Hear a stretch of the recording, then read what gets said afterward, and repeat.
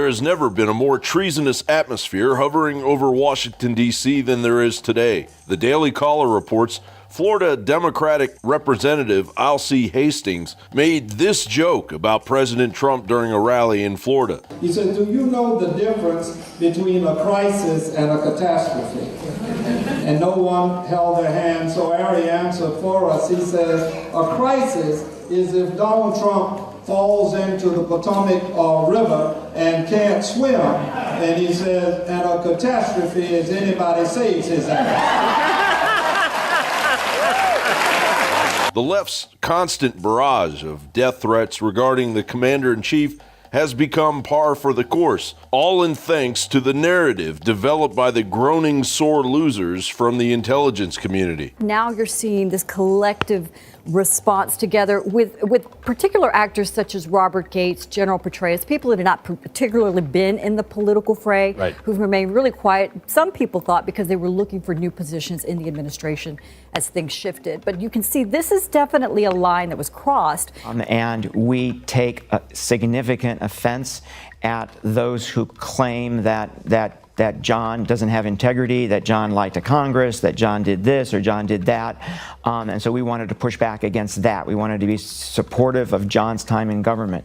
The fact that he's using a security clearance of a former CIA director as a pawn in his public relations strategy, I think is just so reflective of somebody who, quite frankly, I don't want to use this term maybe, but he's drunk on power. He really is. And I think he's abusing the powers of that office. I think right now this country is in a crisis in terms of what Mr. Trump has done and is liable to do. What really gets under my skin is Mr. Trump's lack of decency, integrity, honesty, and his lack of commitment to this country's well-being and national security.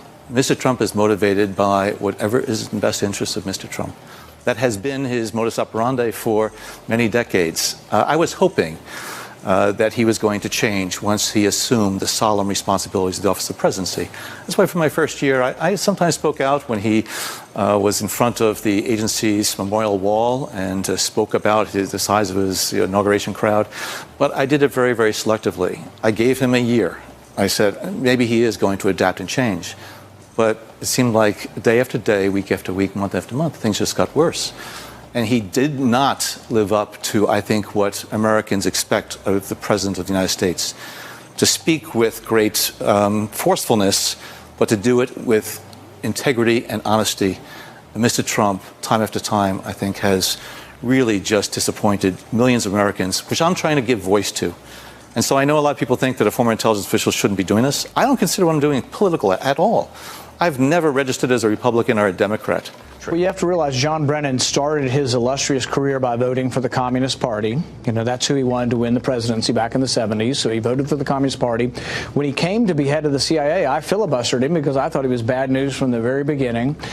Brennan's delusional mind has even led him to believe he can sue the president over his cherished security clearance. And as expected, all is not well in Treasonville. They are beginning to cannibalize their misguided mission, turning on each other. And the unraveling continues. As Zero Hedge reports, the FBI has been dealt a major blow after a Washington, D.C. judge ruled that the agency must respond to a FOIA request for documents concerning the Bureau's efforts to verify the controversial Steele dossier before it was used as the foundation of a FISA surveillance warrant application and subsequent renewals. Problem is, the Steele dossier isn't worth the paper it was printed on. Will the judge's FOIA request put an end to the Russia collusion fairy tale once and for all? John Bound reporting for Infowars.com.